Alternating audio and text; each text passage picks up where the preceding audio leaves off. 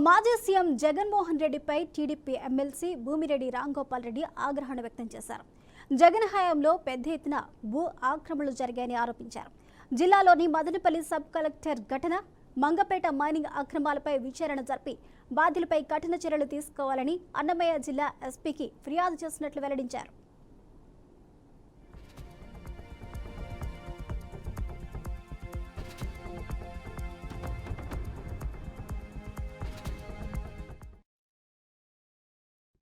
ముఖ్యంగా మదనపల్లి పట్టణంలో లేడీ డాన్గా పేరొందిన కట్టా సులోచన, అదేవిధంగా పెద్దిడి రామచంద్రారెడ్డి ముఖ్య అనుచరులైన మాధవరెడ్డి గారు ఇద్దరు కలిసి వందలాది మంది ప్రజలందరినీ కూడా భయపడించి బాధించి వారి ఆస్తులను భూములను లాక్కోవడం జరిగింది.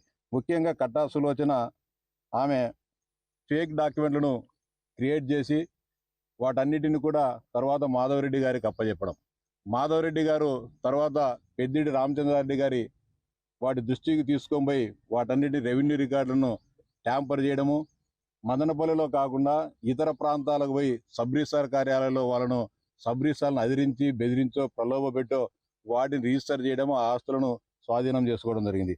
అంటే ఒక ఉన్నత స్థాయిలో ఉన్న వ్యక్తి, అనేక మార్లు శాసనసభ్యునిగా ఎన్నికైన ఒక వ్యక్తి సిగ్గు ఎగ్గు లేకుండా ఇది మంచిదా చెడ్డదా, ఇది అన్యాయమా న్యాయమనే లేకుండా ముఖ్యంగా